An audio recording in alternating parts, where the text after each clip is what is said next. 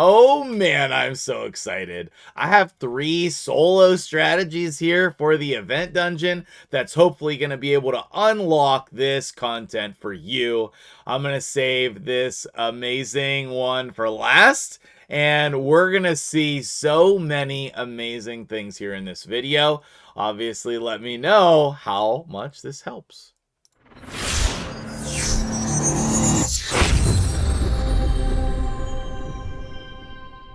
What's up, guys? MtgJedi here. How you doing today? Wow, I'm so excited about these 3 strategies that I'm going to share with you today from a bunch of awesome people.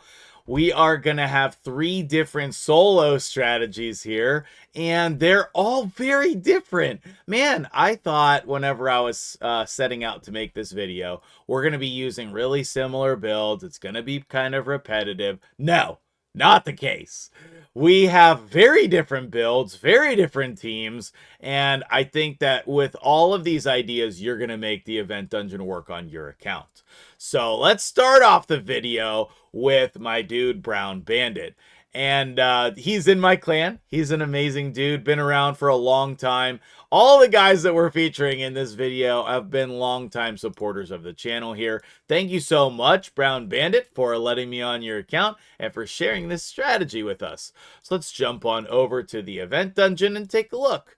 We are going to be doing stage 30 for this team, and this is going to be the Euros solo, okay? Now, I know that Euros is not that easy of a champion to get, but everyone can get him after a certain amount of time from Doom Tower. Now, he is pretty good because you don't need him to be fast. He does not need to have speed in order to make this work. Also, I've always loved him. He's like a little slime elemental and super cool champion. There have been tons of memes about him on my live stream over the years, so if you've been around, just come out to the stream, type !Euros in the live stream on Twitch to see what that's all about. Now, for our dude Euros, he has a really nice base HP to start with, and obviously him being a completely free-to-play champion, that's going to be awesome. Now, you do have to play the game for over a year to be able to unlock him, but you will get him from the Doom Tower eventually. I'll probably say this on every team so far that I'm showcasing in the video, but the rest of the team is not important. The only important thing is that we kill the minions so that we can solo the boss. And the team that we've chosen for this run is going to be Sulfurion, Siphi, Ghostborn, and Seer.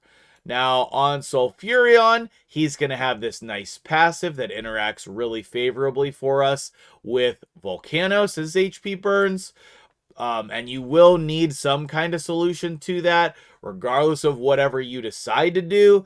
I think you can do any type of killing the minions that's going to make sense on your account. I'm going to show you a couple different ways here. So we're going to jump in, then I'll show you all the stats and builds, and then we'll move on to the next team. Oh my goodness, I'm so excited to share this with you. So when we come in here, what you're going to need to remember for the majority of these teams is you have to be fast, okay? We need over 300 speed to go first. And then Seer is going to actively kill all of the waves, but then everybody's going to die pretty quickly here, okay? They're just dead, right? Now we have Euros, who is getting hit over and over again, and then he's gaining life. He's going to get these poisons on there whenever he attacks, and then he's going to have the Brimstone Blessing if there's room in the debuff bar. What we're mostly doing is killing with those poison debuffs, which is going to make it really quick. If you do have a higher blessing on your Euros, it will really help. I don't think that this is going to work for me because I don't have any blessing on my Euros, so I would be working with the base build for me. Now, a shocking thing is going to be the gear that he's in. Oh, dude, I'm so excited to share that with you. So we're going to be consistently placing these poison debuffs, and he does not need to be fast at all, which is great. That makes the build that much easier. So let's fast forward ahead to the damage screen, and you're going to see that this is a actually reasonably quick fight here. Okay, I missed the little kill there, but we got the new fastest time for you, my dude. That's pretty sweet. 143. A little love for you and me. This is an amazing strategy if you have Euros. So go check your Doom Tower progression. Maybe you need to like pick up the pace on doing some secret rooms so you can clear this kind of content. I'm super impressed with this team. Not only is it reasonably fast, but also, man, that's a free champion that you can get, so super consistent. And what a great strategy here. What a great strategy here. I need to figure out if I'm going to be changing my team based on these as well. So let's come in here and look at the champions. The Ghostborn is going to need to be the fastest champion in your team. He's going to need to go before Seer and over 300 speed. If you don't have Ghostborn, Lydia can function in this spot here very easily. The Sulfurion, he's going to be fast with over 500 accuracy. The rest doesn't really matter. Whatever Siphi build you have is probably fine. Any speed booster who's going to be giving you enough buffs to clear the waves, totally fine. But man, this is a nice build. We have the Seer here. And Seer, he has in Slayer gear, which is sweet. Love the Slayer build. That's going to really help. You can do Instinct or Savage or Lethal as long as you clear the minions. And he doesn't even have the ring leveled up, which I find pretty funny. But we have the Cruel as well. So we're actually ignoring 35% of their defense. What an amazing build. He doesn't have a relic, so we could have Cat's Gaze there if we needed. We could have something like, let's see what we have available. We could have the Talon on there, although it would not be like as consistent. It would definitely help. There's a lot of different things that we could put on here as far as relics go to help us. Anything that gives crit damage is going to be great. The Crushing Rend, very important for her. So if you're using the Seer part to this and not like Marius or somebody else to clear the waves, then that's some things that would help. I'm going to show the masteries here just in case you need those. You definitely want the crit damage mastery. That is going to be very crucial. You don't want anything else. You always want this for consistency. Okay, and last but not least, the star of the show.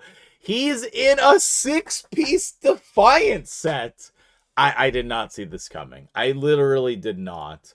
My dude, Brown Bandit, wanted me to make sure to tell you that you can use the Stalwart set if you don't have Defiant. But Defiant was just the last Forge Pass, I believe. So you might be able to go craft some Defiant. And I want to make sure to like kind of show the stats on the pieces here so you can get a good idea. HP percent, defense percent. And then we're looking for, those same kind of stats, HP and defense. I wouldn't even say that this is the craziest gear. I think this is very accessible. Okay. The Blood Shield Ring, really nice addition. We have Pinpoint and Feral for some more accuracy. He does need over 500 accuracy, non-negotiable. And then I would say 100k HP is going to be like the lowest it could be. But here's the thing. In probably all of these builds you're going to see today, we have a golden elixir. And that's going to be a critical component to these new strategies. Now, if you don't have a level 15 golden elixir, which is actually insane, dude. I'm just like super impressed with that. Very few people have 5-star relics at this point. I know I have one, and I had to sacrifice like my entire progression for a couple of months in order to get this. So, mine is Cat's Gaze, though, not the golden elixir. If you don't have a golden elixir this high, I would suggest trying the Regen and Immortal build, which I think would work here as well. But we know that Stalwart Defiant is going to be a worthy possible build for you as well. All right, so taking a look at the masteries, you're going to see a lot of Elixir of Life in these type of solo champions. I love the Spirit Haste in these builds, and the Lore of Steel is going to be really helpful here also. I think it's kind of mandatory to do Sniper so that we can get more procs on his poison. And then we have the healing. I love, love, love this mastery setup. It's excellent, excellent. Okay, so that is the Euros solo. Thank you so much, Brown Bandit, for coming up with this amazing strategy and sharing it with us. Now on to build number 2. Okay, account number 2, my dude, Death Cookies. I don't know where we came up with that screen name, but that is very interesting. Anyway, my dude, Death Cookies, has a completely different setup here than the other teams I'm going to showcase to you, and that's awesome. We do have some similar champions that are easy to obtain, and, well, okay, I don't know. Maybe easy to obtain is a little stretch, but everybody can get them. And I do want to mention also, I wasn't able to track down the Ultimate Death Knight solo for this video, but also the video is getting super long. That would be a 4th champion who can solo the boss after you beat the waves as well. Let's jump in and look at this team over here in the event dungeon and see what's going on here. He has Harima as champion number 2, who is going to solo this boss.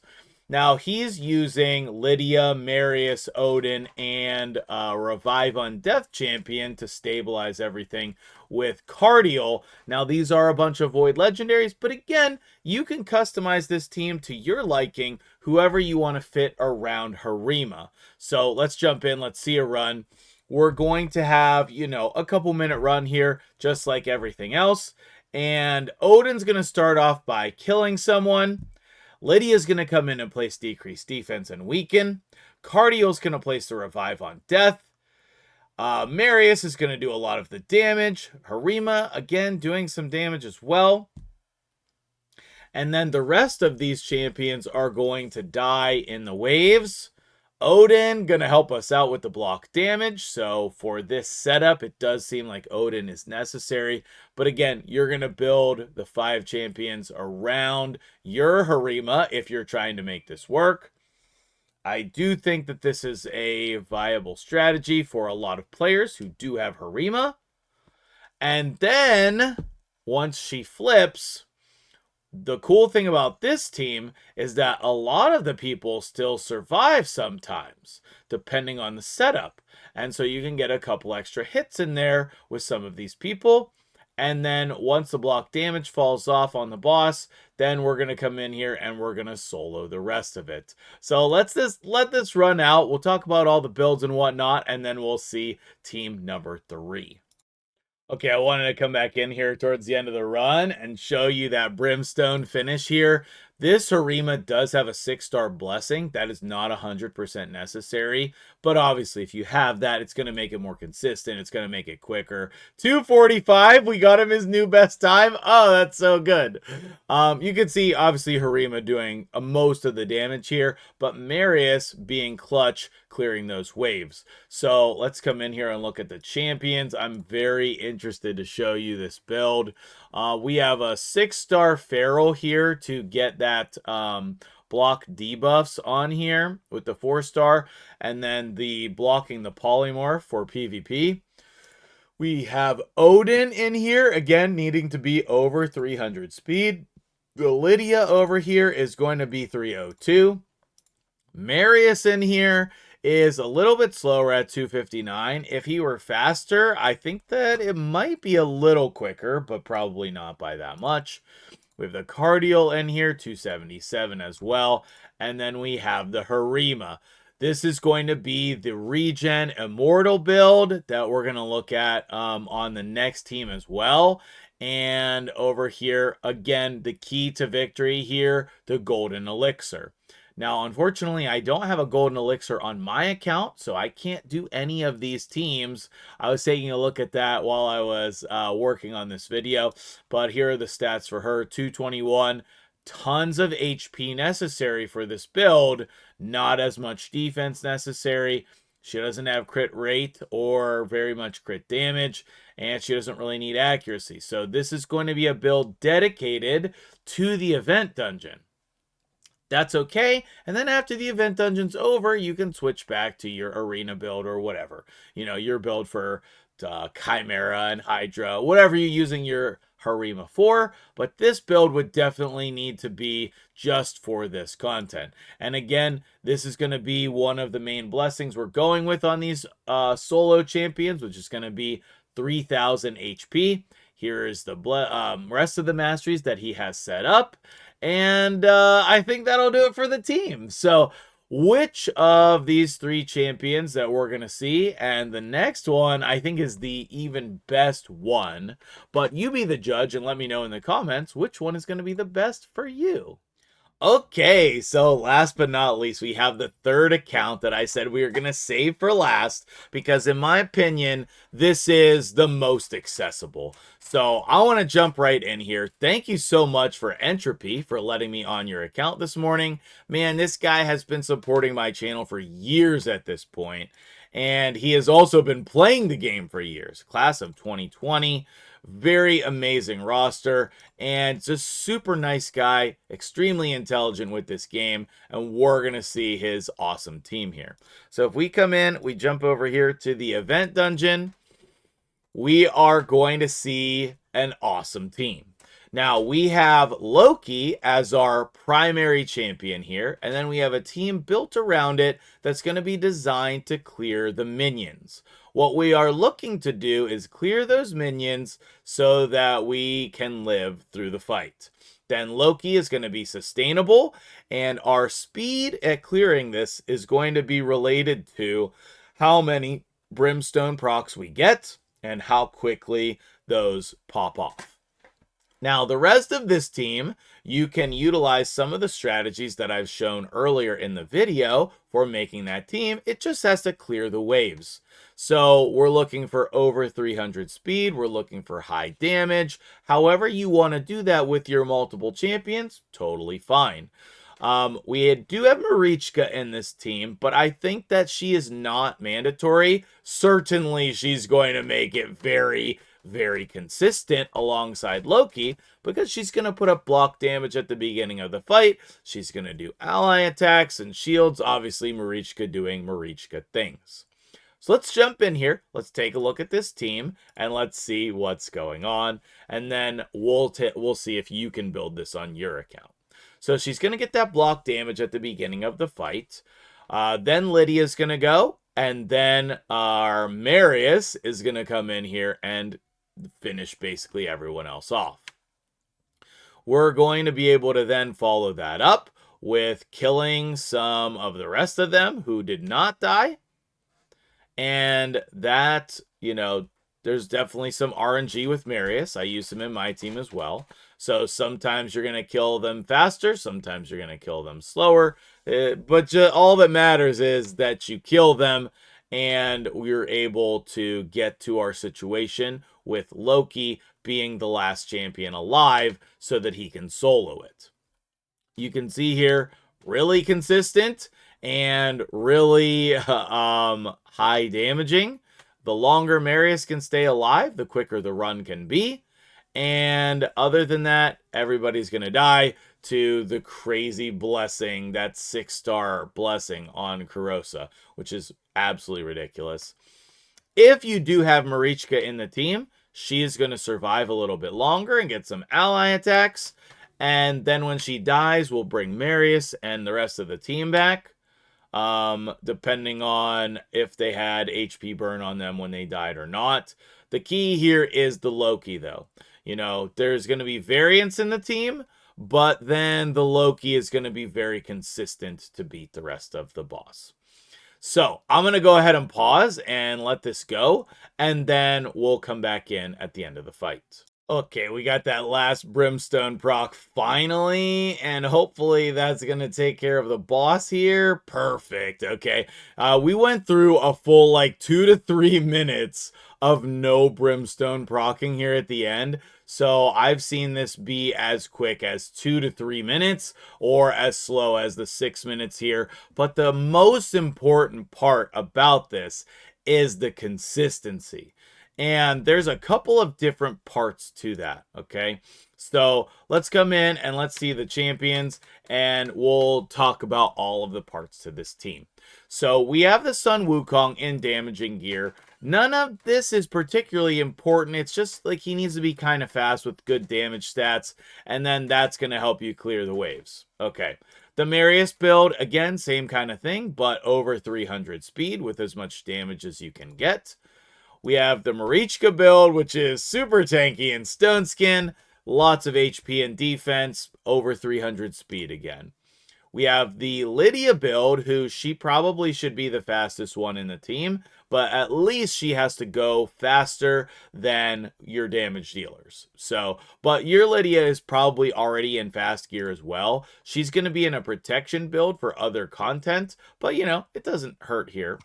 Then we get to the star of the show, which is my dude Loki. Okay. Now, I'm sure you're not surprised to see him in this regen and immortal build, and Feral to help with the accuracy as well. That should not be surprising to you, right? Like, whenever we're trying to solo content like this, we want to be in regen and immortal. And it's best to come in and make your presets, your champion and your global presets, so you can move this build around on your account. Finding the best regen build, I'm sure I've said it multiple times now throughout the video, but finding your best regen build is so critical to your account progression. Definitely you should take care of that today. If you don't know what that is, you should definitely go and build that on your account. But there's a couple of other things, right? This 5-star blessing is super important. And the more we can place this smite debuff, the quicker it's going to be. If we have the 6-star blessing on any of these champions, then we're going to get that 100%. And obviously the speed's going to be helpful there as well. But that's what's doing the majority of the damage, because we need the Elixir of Life Mastery. We can't really afford to have War Master in here, I don't think. And we have these masteries available to us here. If we're going to finish them, I like Cycle of Revenge. Another option over here would be Exalt in Death, so that we could get Rapid Response and Arcane Celerity. But as you can see, you don't need both of them. I think that Lore of Steel is pretty important, so we can get extra stats. The Spirit Haste, pretty important, so we can get extra speed. And then the Elixir of Life is really helping us a ton with the HP. But there's one other critical part to this that you really need to know, and that is this relic right here. The Golden Elixir is the key to this strategy. So if you've seen other content creators use this type of team, and you know you're not using the Golden Elixir on your account, this is what you need. You need this relic. Go craft your relics, see if you can get a copy of this, and level it up. The wearer is instantly healed by 10% when their HP drops below 50%. It's another layer to this regen and immortal strategy. So again, thank you so much to Entropy and all of the guys who let me on their accounts for these teams today. And hopefully this is able to help you guys clear the event dungeon. Obviously, I'll be looking for your feedback in the comments below. I'll be looking for your team suggestions as well. And make sure that you message me if you have good teams that you want showcased here on the channel. Thank you so much for watching. I'm MtgJedi. Have a great day, and I'll see you guys later.